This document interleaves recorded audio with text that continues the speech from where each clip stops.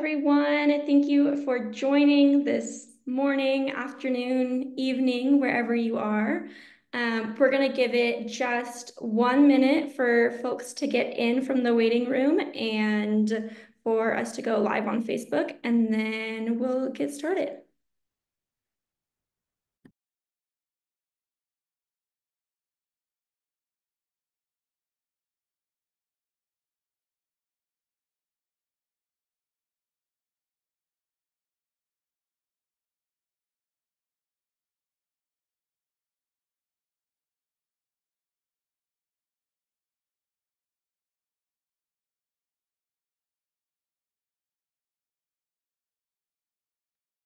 And while we are waiting for everyone to join, if you don't mind, go ahead and pop your name and where you're joining from into the chat, and perhaps what your connection is with NP.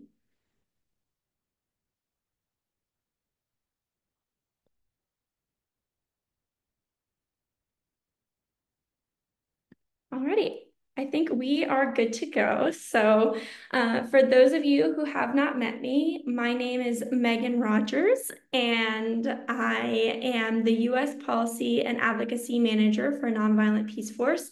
I am based in Washington, D.C., and I lead all of our advocacy work that is focused towards the U.S. government. So Capitol Hill, the administration. And I am joined by Megan Corrado, who is one of our best partners in Washington, D.C. for our advocacy work. She is Senior Director of Policy and Advocacy at the Alliance for Peacebuilding and just an incredible advocate. We do a lot of coalition work together. Megan, would you like to say a few more words of introduction?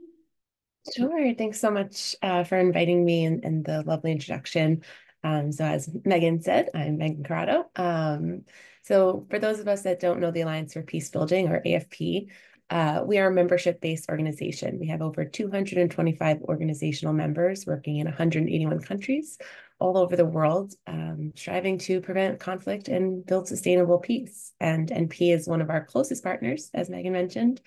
We work arm in arm on a lot of different issues, things from appropriations to make sure that key peace-building funds are robustly funded, as well as on emerging conflicts and existing conflicts such as Ukraine, Sudan in particular, and elsewhere, and very much rely on the amazing work that Nonviolent Peace Forces field staff do. It is their work and what they see on the ground that very much informs the advocacy that we do here in Washington, New York, and other capitals. So we're only as strong as our members, and NP is just an invaluable resource, partner, teammate, and just a bunch of amazing colleagues that I'm so privileged to work with. So thank you for inviting me and looking forward to the conversation. So Kat, if you don't mind, we have a few slides for today to structure our conversation. We wanted to start off just sharing a little bit about what policy and advocacy is, why we think it's important as Nonviolent Peace Force, and then jumping into a few examples of our work and perhaps how you all can be involved. So if you'll go ahead and go to the next slide, Kat. So we want to start so we're all on common ground here. Policies look very different in different situations. When we're talking about policy with governments, we're usually talking about laws, regulations, procedures, administrative action. We also know that policies can be internal to organizations and affect work in a lot of different ways. And also can simply be a voluntary practice. So there are a lot of policies that the US government has that are not written down anywhere, that are based off of people in leadership positions or in very specific technical positions that affect the steps that the US government takes. And advocacy involves promoting the interests or cause of someone or a group of people. An advocate is a person who argues for, recommends, or supports a cause or policy. We like to say at NP that advocacy is a whole of organization functions. So while advocacy might be something that's specifically in my job title, it is something that every single person in NP does. Our program officers, I'm in Ukraine right now, are some of the best advocates we have. They know how to talk to local officials. They know how to speak up for civilians and their communities, and they know how to create policy change from that very grassroots level. So I get to learn from them as well. But important to start with that grounding. If you'll go to the next page, Kat.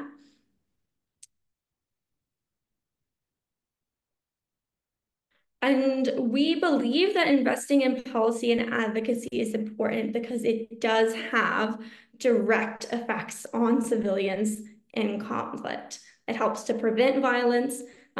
Different government actions can lead to conflict or increase conflict, exacerbate it, but can also help to empower local communities to have protection occurring at the local level, to support inclusive peace processes. So we see policy as a form of protection and an opportunity to advocate for that centering of civilians that we really want to prioritize at NP. A few other benefits would be, like I said, increased emphasis from particularly donors and policymakers. A lot of the governments we work with are also very significant donors towards community-led work. Sometimes that adds to funding for NP, but it changes a perspective and an angle across the board. And the increased visibility and legitimacy also of NP and unarmed civilian protection. So that's really key to us. This picture is actually from PeaceCon, which the Alliance for Peacebuilding and Megan host. Just a few folks on our team. So I'm there in the white dress, and the red dress is Kate, who is our policy intern. Felicity's in the middle, who is our global head of policy and advocacy. And we also have Anna, who is director for organizational advancement, who flew in town for that, and Claire's on our comms team. And it's another emphasis on what we'll get to later, that really effective advocacy work cannot be accomplished unless we're working across the organization, across teams, having folks from other teams elevate these issues that we seek to work on at a global level, and also to other organizations like the Alliance for Peacebuilding. Megan, any other thoughts from you on the importance of investing in policy and advocacy? Thanks so much, Megan. Gosh, it is just absolutely critical. So often, many of our partners, are living in active conflict. They don't necessarily, they're just trying, they're focusing on staying alive and getting the basic essentials they need to do so and staying safe. So they may not be in a position to be communicating with law and policymakers and sharing the conditions on the ground and opportunities, to create a buffer between the guys with guns and civilians. And so that's what we do. We're able to sort of be a conduit from their perspectives and their situations, ground truthing what's going on with law and policymakers so that they can inform their approach to addressing the conflict, and then making sure that they are ultimately involved in any peace process that could come to fruition, as well as, transitional justice, other mechanisms as the context transitions out of conflict. So yeah, I always think of myself as the megaphone, but really just trying to amplify the local voices. And without investment in policy and advocacy, those voices are often not heard enough. So a really critical element of funding peace building and protection work. Yes, the work on the ground is absolutely vital, but we need to be able to communicate and then, hopefully prevent further conflict and learn lessons from particular situations and apply them to additional context. So it really is extremely connected. Thanks, Megan. Kat, if you'll go to the next slide, should be an overview of our current policy and advocacy team, which we are very excited to share is growing. So you'll see Felicity, who is in the previous photo as well, is our global head of policy advocacy based in Washington, D.C. with Megan and I, but traveling quite frequently to support our advocacy throughout the globe. Gabe Rosenblum Kumar is our UN representative in New York, and Inna Panpat is based in Brussels. So you're going to hear a lot about DC today, but just know that we are doing these types of advocacy, having these conversations in positions where, in locations where decisions are going to be made that affect global consequences and conflict.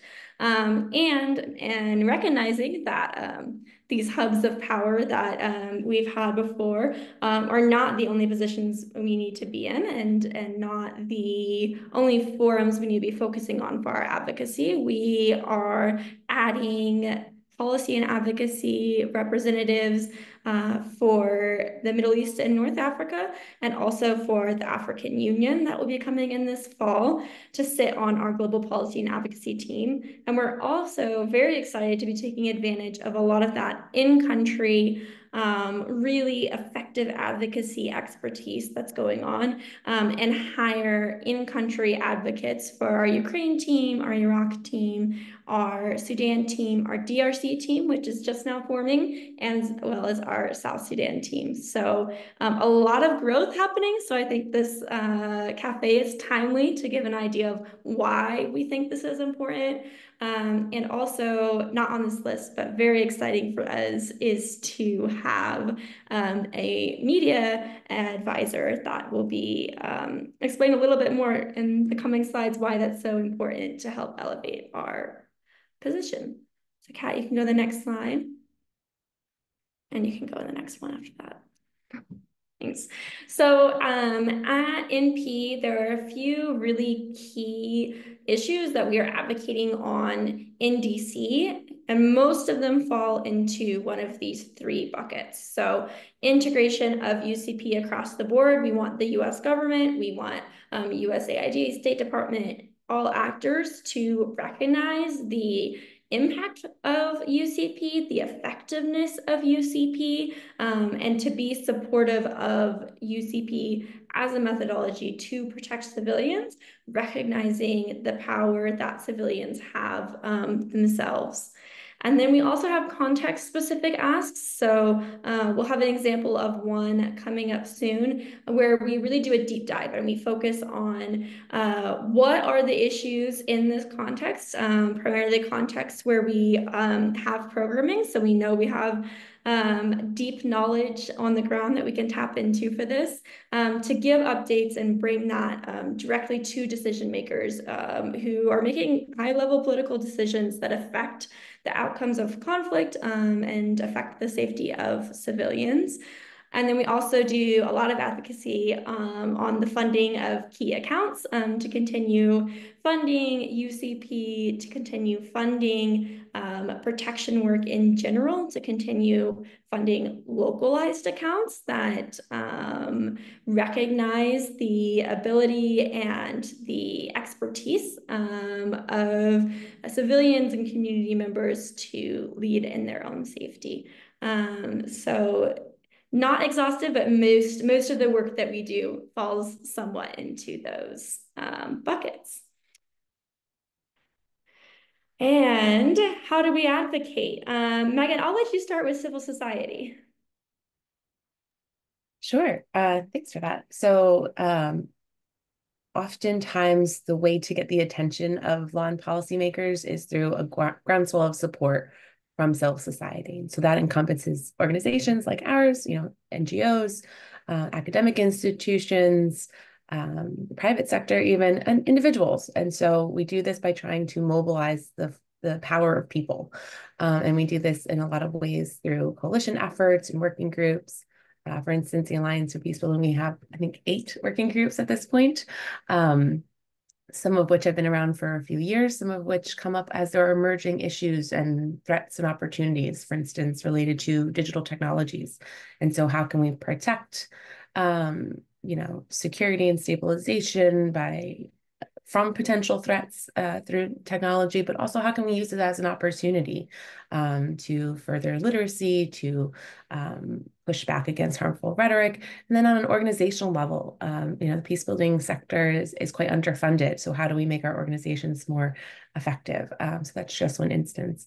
I think one working group we'll talk about in a moment when we do a little deep dive as a case study is our prevention and protection working group. And that group's been around since about 2010. There's over 300 members organizationally and individually, and really looks to address and prevent atrocities and conflict and protection of civilians. And so how can we do that most effectively? And that encompasses lots of different things. Sign-on letters is mentioned here on the slide. We'll often, put together a letter and ask for endorsements to share with U.S. government, to share with Congress, and giving them a specific ask. What can they do? What concrete steps can they make to best address a conflict or prevent one or protect civilians? We often do things like briefings. Every month, for instance, the PPWG, the Prevention and Protection Working Group, we hold a consultation and a briefing with U.S. government interagency, so State Department, USAID, Department of Defense, NSC, National Security Council. Sorry, I keep talking in alphabet soup and acronyms. It's a cause of living in DC for too long, so forgive me. But we, bring in folks like NP staff working on the ground in Sudan to tell them what's going on and to tell them what they're seeing, what are the protection needs and what are the urgent actions the U.S. government can take now to protect civilians and the hostilities. So lots of different ways, we'll talk about this a little bit more moving forward, but everyone's a peace builder. Everyone is a protection advocate, whether they realize it or not. And so it's really exciting that we get to work with folks all across the country, all across the world. And everybody wants peace and security. And so what does that look like? And it's easy to get overwhelmed with some of these major conflicts and crises that the world is grappling with. But, we are all peace builders in our everyday lives with our partners, with our families, with our communities. And so how do we take those skills and put them to the community level, the state level, and internationally? So working with civil society, I think, is part of the most effective means to create change. Pass it back to you, Meg. And Megan really covered one of our main functions with the administration. So this is the State Department, USAID most often, also other US government bureaucracies and agencies from time to time, of making sure that we are giving them up-to-date context briefings, giving them information so they can be best informed. And also with that information, recommendations that we believe really center civilians and their protection and safety. And so we'll often meet through larger groups like PPWG, but also individually, one-on-one, bilateral meetings with different folks who handle protection for USAID or sit on the South Sudan desk for the State Department, or in other ways are making decisions that affect the context we work in day to day.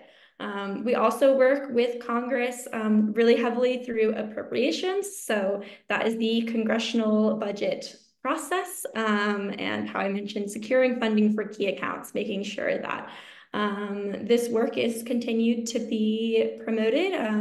And the US government is by far the largest international donor to humanitarian efforts. And so it's really important that as a leader in that area, that we support that peace building funds are continue to be promoted, specifically conflict-specific integration and implementation of those funds, and that across the board, this humanitarian protection, peace building funding is occurring at rates that match the really global nature of conflict right now, and the immense needs that we're seeing. From time to time, offices will come to us with legislation that they're wanting to introduce. They or statements about specific context, ask us to proofread it, ask us for our honest opinion, for edits. That's really encouraging. It shows that they see us as a trusted partner. And time to time, when there are specific pieces of legislation that we believe are really deeply in line with our values, we'll offer up an official endorsement. Megan, if I could just jump in on Congress real quick. Just a couple of other things on the appropriations, just what that looks like in practice. It often does involve things like letters, sign-on letters that we put forward. But also, and as Megan Rodgers can tell you, because she used to work at AFP on my team, every spring my team strongly dislikes me because I ask them to submit individual forms to all individual offices in both the House and Senate. And every office has a different form. So it's not an easy process, but it's so important that we need to be putting in, the amount that we want. We're very specific in what we're asking for. So for instance, there's a prevention and stabilization fund that does a lot of great work on peace building. We ask for $200 million every year, and then we write a justification. And then there's all kinds of other little tidbits these forms require, but it takes time, it takes effort, it takes some maddening diligence, but it's really critical. And if we don't ask for it, we're not going to get it. And it's important to remember, peacebuilding gets 0.00001% of like the military budget, gets significantly less than humanitarian funding. And so it's really important that folks like NP, AFP, and other peacebuilding organizations take the time to do this work, or else, given the rate of conflict and violence in the world, we need to be the ones to champion it. And just another flag on our congressional engagement, various committees within Congress. So two of which are our kind of main partners are the House Foreign Affairs Committee and its counterpart on the Senate side, the Senate Foreign Relations Committee. And they will often hold hearings on different topics, on different conflicts. And we take the time and put together what are called questions for the record, and we share them with the members on the committees and their staff, and ask things we want to see them ask to, say it's a State Department representative or USAID official. So we help inform them, because these folks who work on the Hill, who are staffers, they're working on lots of different issues. So this is where we leverage our expertise to help inform them and inform their members' questions. And it might not seem like an important tool, but it is absolutely vital. And it helps us find new champions. Sometimes we're surprised. It'll be someone who maybe hasn't been super involved in a particular context or a particular continent, and they'll get really enthusiastic about a particular issue and bring it up during the hearing. We're like, okay, great, that was worth our time. Then we'll set up a meeting afterwards and see how we can work together moving forward. Whether it's on additional hearings and briefings, whether it's on pieces of legislation, on appropriations, et cetera. So, taking the time to write those questions, watch hours and hours of committee hearings, it's a really critical piece of our work as well. And then just lastly, there are often briefings that these committees hold, and it's a great opportunity for civil society and folks like NP and their experts to be able to present in those briefings, and again, like ground truth, what's going on in the context, and help inform what Congress can do to hold the administration to account, to put forward recommendations for their actions. So, thanks for that.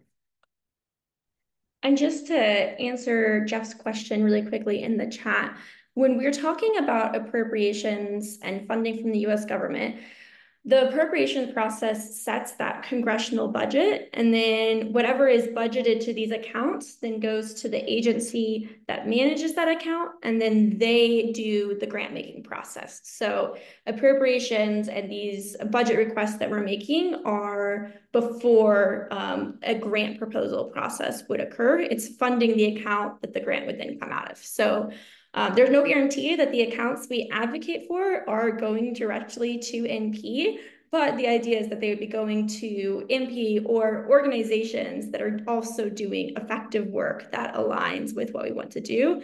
There are many partners in the sphere who provide services, who work on issues that NP is not best equipped to do. So making sure that across the board, those accounts are funded broadly does enhance the pool for NP, but also enhances the pool for the type of work that we want to see happening.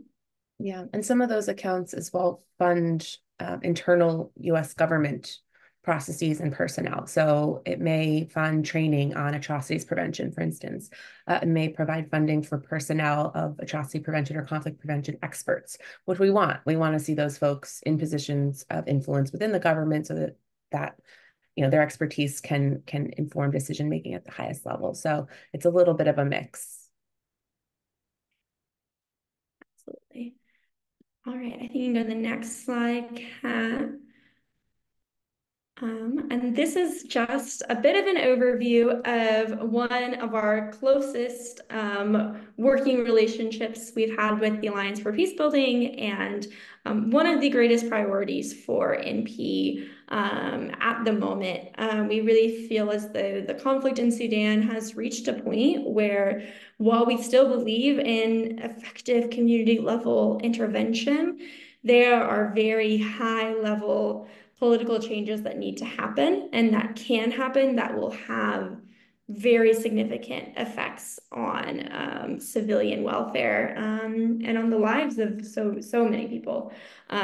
So we have been working on this since the conflict began in this form a year ago, April, so about 18 months now. This is mostly focused on stuff we did last fall and a big push we had to get a hearing for the HVAC on Sudan and on the conflict there. Like Megan mentioned, those congressional hearings are really helpful for raising the profile of these issues, for making sure that congressional actors are well informed about the decisions they make, and that the administration is held accountable for the way that it navigates through a lot of policy decisions that Congress doesn't directly legislate to. So really important activity we did. We put around one of those sign-on letters. I think it was the first one that NP led on, but with very close collaboration from AFP and others. We were able to get 26 signatories calling for the hearing, bring it forward to those chairmen who lead the committee and ask for that hearing. There have been hearings similar, but not exactly what we requested since the delivery of that letter. But there also has been a really wide amplification of Sudanese voices and attention on the conflict that's come through the broad amount of actions we have taken. So some of the objectives we had: continued international engagement to push towards peace processes, prioritization of civilian safety, and a well-resourced and conflict-sensitive humanitarian response.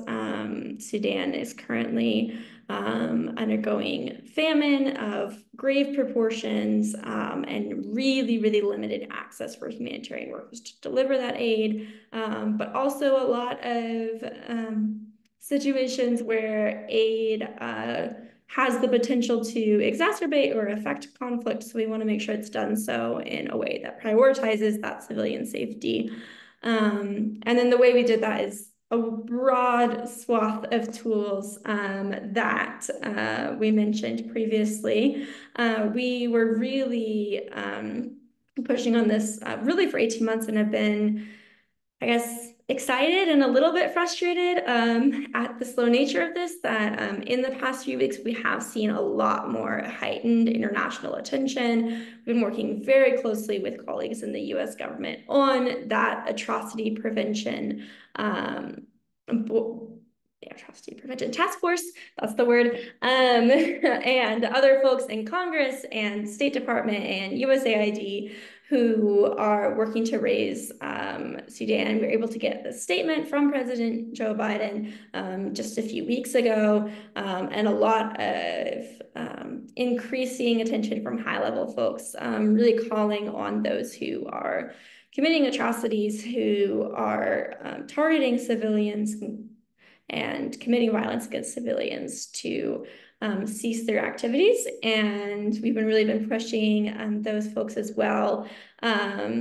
pushing the U.S. government to put pressure on those who are partnering with actors in the conflict and who are funding them militarily, who are covering them politically, and otherwise providing the opportunity for them to continue these crimes. So the video that's not loading there, I did just drop in the chat. Something really exciting we were able to do last fall was get our colleague Sarah in Al Fasher and Megan Corrado on a call with ABC News to be broadcast nationwide to talk about why we put that letter forward, why we were calling for action, and really pressuring on the US government for that. So that's another tool of the media that we get to use. And we're very excited to be adding a specific media position to our team to help inform that action more.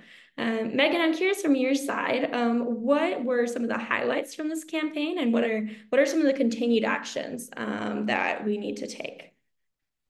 Yeah, thanks, Megan. Appreciate the overview. So I think it's just, I want to underline, how important NP has been to AFP's advocacy. Again, AFP, we're based in DC. We don't implement programs on the ground, so we very much rely on our implementers and folks that are in these difficult contexts. And NP has been absolutely vital to every recommendation we've put forward. The conflict broke out, as Megan mentioned, April 15th, 2023, just a few weeks after AFP hosted our annual conference, PeaceCon.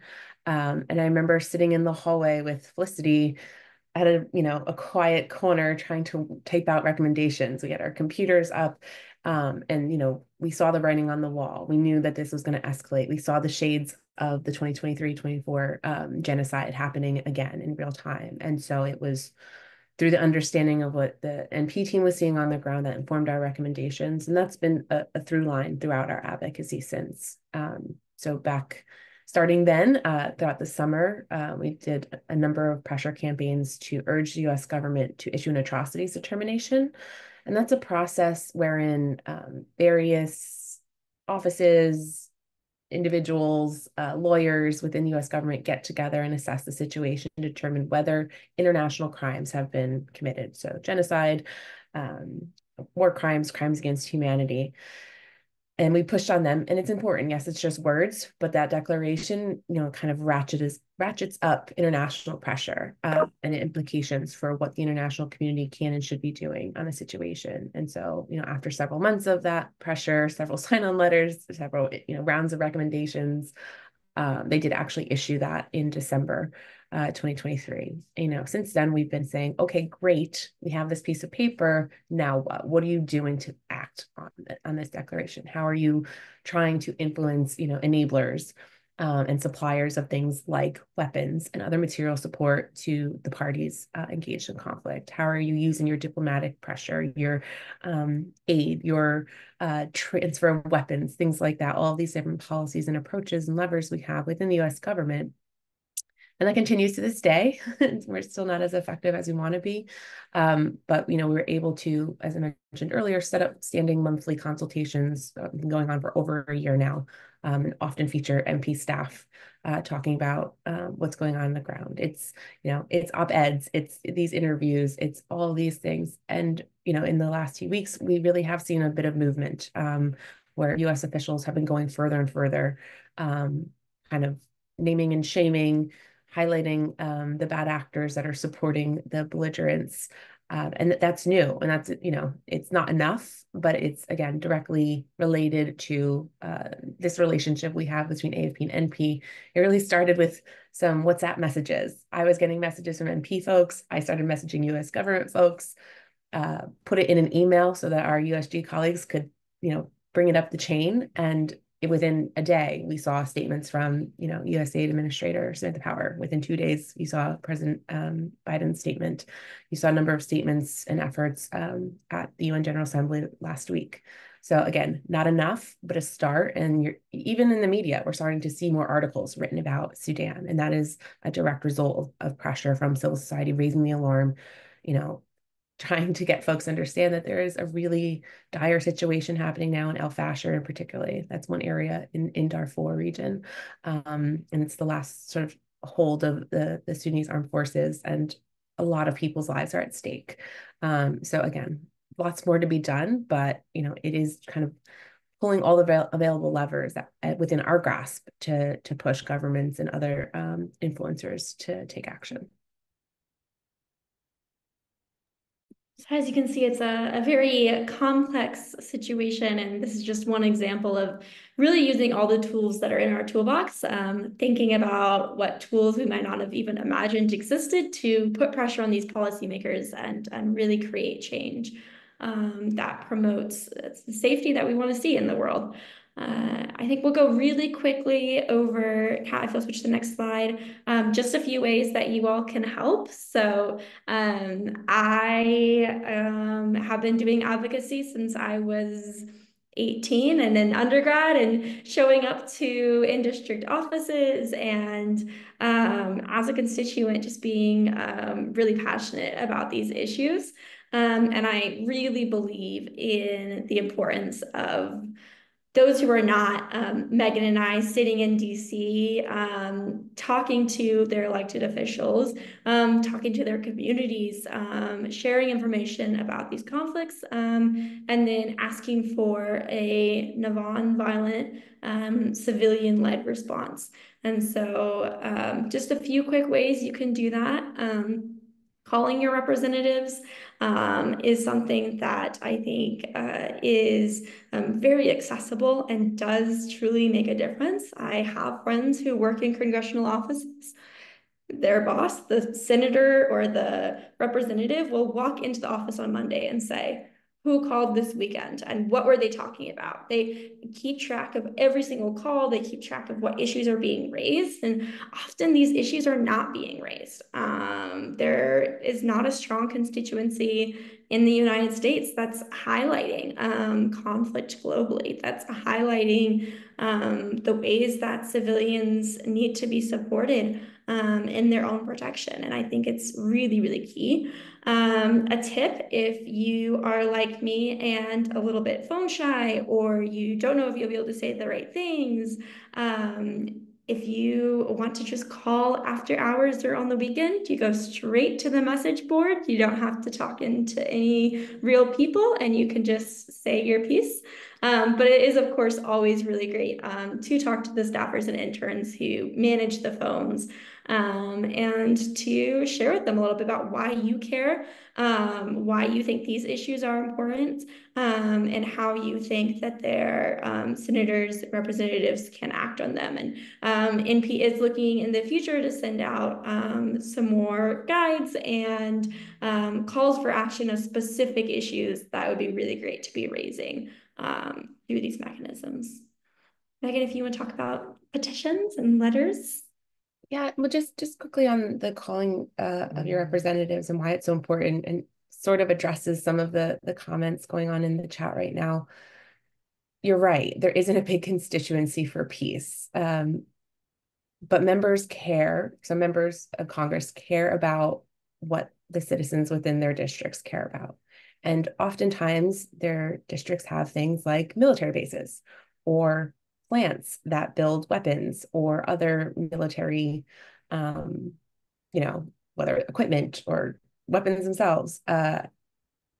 Without going into a deep dive of the military industrial complex here in the next 18 minutes, which merits many more conversations and hours than we have, they have a direct influence. If you're a member of Congress, you have an interest in keeping that base there or keeping that plant there so people have jobs and it contributes to the local economy. So hearing from other voices why it's important to prevent conflict, why it's important to protect civilians, they might not be hearing that as well. So it's really important to be reaching out to your folks, especially in districts that don't have these things, because they might see a greater interest in peace and security than some that do. So it's an uphill battle. But if they're not hearing any calls or not receiving any letters, they might not just be aware. They might not be focused on that. They're focusing on domestic issues, local issues within their constituencies. So it is a challenge. So signing petitions and writing letters, again, it is the power of the people. It is, using all available tools at our disposal to articulate our concerns and call for action. And I think petitions and letters, that are actionable, practical, have urgent and immediate tasks that, lawmakers can take, whether it is support a particular peacebuilding account or hold a hearing on Sudan, or, these are concrete things that are within their power. So keeping those petitions and letters really action oriented, because that helps the member, that helps them understand like what they can do to address your concern. So it's really critical. And yeah, if you can ever meet with members in your district, whether in the district itself or here in Washington, it's always great to put faces to names and put a human face on the ask that you're making. So certainly an important element of individual advocacy as well.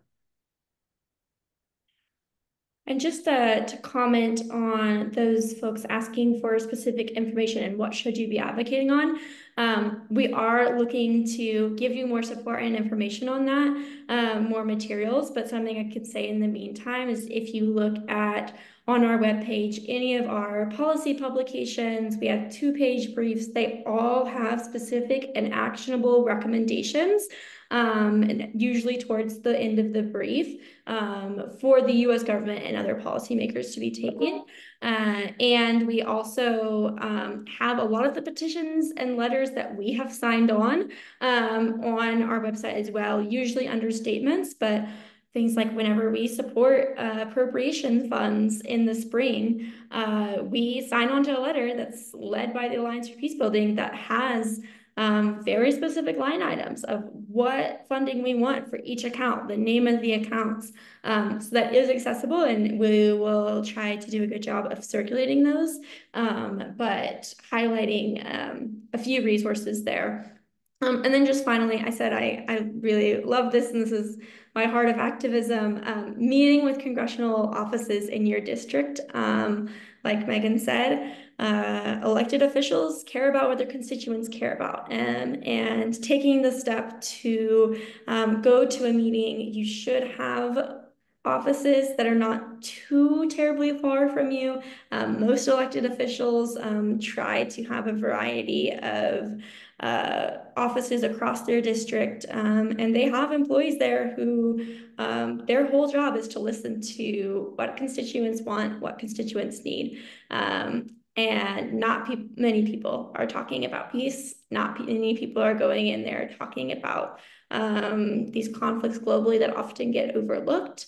And so it is a really great opportunity. And if you are interested at all in doing that, I'd encourage you. My email will be on the last slide, and I can drop it in the link as well. I'm happy to meet with you individually and chat through what that should look like, and how to get started on that, get you the contacts you need.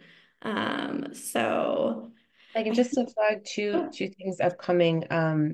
So we do this every 4 years for presidential elections and every 2 years for every congressional election. AFP puts together a transition memo, so for the new administration, and then a congressional briefing book for all members of Congress. And it really outlines all of our various priorities on peacebuilding protection thematically. There are certain laws and policies we want to see, either passed or successfully implemented. We want really close oversight of them, but we also, highlight a number of specific conflicts and contexts, for instance, like Sudan, like Ukraine and elsewhere. And the briefing book, it's basically a paragraph or two of what's the problem, what's the situation, and then a series of bullet points and recommendations and asks. So we have, and right now we're in the drafting process for both of those. We just had a member meeting on Friday to hear from our members and what they want to see in these two documents. And we'll end up, sharing that out so we can get written feedback from members. We want it to be an inclusive process and make sure we're representing the field well. But once it's done and dusted, it'll be public on AFP's website. If NP wants to post it, you're welcome to, of course. And it's, it's a really easy resource just to kind of go back to if you are meeting with members of Congress or policymakers. We try to make it really easily digestible for folks, and outlines kind of key asks on and it's a whole host of different topics and issues. So you have a nice menu of things to choose from with what you're passionate about and want to raise with law and policymakers. So that's forthcoming, just to flag. Megan, quick question for you from the comments. I know we work really closely with Civic, and I know you do as well. Are they a member organization of I AFP? I don't think they're a member organization, but we're very close partners. So we work together a lot on, conflicts like Sudan, Ukraine, others. Um, they are a member of the Prevention and Protection Working Group. So some of our working groups are, not member specific. They're open to the general public. Any of you could join. So that PPWG group is an open one, and they're quite active there. I know we work with them on some like women, peace, and security, gender issues as well. So not a formal paying member, but a good partner. Thanks, Claire. And I think that's probably quite old. Our website is not up to date on our members. We just um, brought in a number of other members the last couple of weeks when our board met. But yeah, so we're over 225 right now. I think there was one question in the comments that we hadn't addressed, so I'll start with that. And then we are open to other questions. So feel free to raise your hand, come off mute, or drop into the chat. So I just wanted to address the question on peacekeepers who are in South Sudan, their safety, how work life is affected. So just want to check here because peacekeepers are a very specific term in our community, and global policy refers to those who are tasked by the United Nations. And so there are peacekeepers in South Sudan. There are a lot of positives and negatives to peacekeeping missions. And we will say that while it can be effective, sometimes I think that oftentimes the need is to prioritize the civilian-led actors and to responses and to make sure that safety is coming from within, not superimposed, working towards positive peace rather than negative peace, which is simply the absence of conflict. Positive peace promotes restoration, reconciliation, and it's a lot of hard work, but it's something we really believe is attainable and important. So in South Sudan, particularly right now, our protection officers and those working with NP are encountering a lot of refugees and returnees coming in from Sudan and the conflict there. Just postponed their national elections. So we are trying to think about how to advocate better on a transition and a civilian-centered, civilian-led government with those postponements. And I will say it's a place where the impacts of climate and conflict are really multiplied on each other a lot. I was able to visit the team in Pibor last December, and there's so many intricacies in how flooding affects conflict and how folks are able to interact with their communities and have peace talks and have reconciliation and have relationships between communities. So that's a little tidbit on where we're at on South Sudan right now. I'm scrolling through any other questions. Megan, if there are any you want to take really quickly, I'm going to jump in. Links and email Yeah, address. I just flagged a comment. I just made a comment in the chat about DRC. Yeah, 100% is definitely an area I think both of our organizations work on and continue to need to focus on. We did an atrocity risk assessment. So it's a framework that we follow that the US government does to determine whether atrocities have been or could be, uh, you know, undertaken in particular areas. And so we did that last fall in advance of the presidential elections, and continue to kind of track US government efforts in DRC to ensure there are not further ones in Eastern DRC in particular, but as well as throughout the country. And that's going to be a country of focus for our upcoming transitional documents, so for the administration and Congress. So thanks for flagging. And it's definitely something we are watching closely. Yeah. And then to answer Reagan's question, we can answer more thoroughly when I see you tomorrow. But I believe that there have been positives and negatives as far as like the effectiveness of our advocacy on peace building and civilian protection that are related to the strong US government and military support for Ukraine. In some ways, it's entryway that if you are sending all of this military support, then you have a duty to address the humanitarian consequences and the needs for protection and peace building among civilians that are a result. But it often can be an issue that folks become so focused on a military solution and weapons and arms that ultimately do cause significantly harm to civilians. I know one place that NP really took a stand recently was on the transfer of cluster munitions to the Ukrainian government. These are munitions that cause really extreme civilian harm. They're instead of just one explosion, it's multiple, often don't detonate when they're originally dropped and then affect civilians for years and years and years as children come across these and don't know what they are and have the potential to explode at any moment. So that's something that we've been advocating against due to just extreme civilian consequences of those weapons. But I will say we have to be very careful and very strategic in how we advocate with the US government due to their involvement in the war.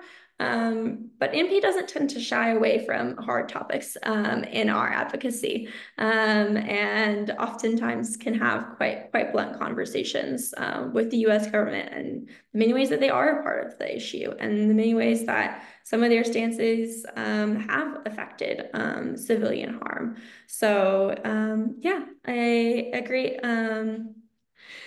I don't know, two sides of the coin on that one for sure. And that one's an interesting case because you have seen, and let me just say, both AFP and NP are nonpartisan. We work with Republicans and Democrats. We don't take official positions. We don't endorse candidates. But you have seen some backlash to the significant transfer of weapons and funds to Ukraine over the last 2 years, I guess, in particular. It's turned into somewhat of an opportunity. Some of the talking points around that backlash are, well, we should be investing in the US in our infrastructure. I mean, look what's happening in Western North Carolina right now and from the hurricane. So it's somewhat strengthened our argument overall that we need to invest in prevention. Because if we're investing in prevention, there's gonna be less need for securitized interventions. And so it's sort of been, while we do want to support humanitarian aid and protection of civilians in Ukraine and elsewhere that needs it, it has sort of bolstered our advocacy on, well, yes, we understand it's all very expensive. The crisis response is always more expensive than prevention. And so let's focus our efforts on preventing conflicts elsewhere and further violence. Yeah. And I know we're running out of time now, so I just wanted to invite Simonetta to come on and share a little bit about her experience with NP, and she will wrap us up. Thank you very much, Megan. Both I'm fascinated by what I've heard. Hello, my name is Sioneta Costanzo Pitaluga, and I work with a Spanish NGO that supported the birth with 80 other peace NGOs of Nonviolent Peace Force in 1999 and served on its International Governance Council from 2005 to 2014. NP is still in my heart, and I still support its work, its vision and mission. NP represents a way forward, a crucial way forward. Nonviolent civilian protection to develop nonviolent ways forward from conflict to peace. In a world today where power imposes its violent ways forward, directly through gruesome war, structurally through authoritarianisms and impunity from lawful decisions, culturally through a media which uses violence to teach, normalize, and create fear, our only alternative is to support that which rings true to our values. Justice and rights implementation, nonviolent transformation and control, peace, understanding, and building. What Megan and Megan have been telling us today is how we go about doing this in NP. And add what you will to those values. But NP does it all in its tireless work and has demonstrated its worth. I do suggest or promote that we all give if we believe NP is a potent statement for a future better world. Thank you all.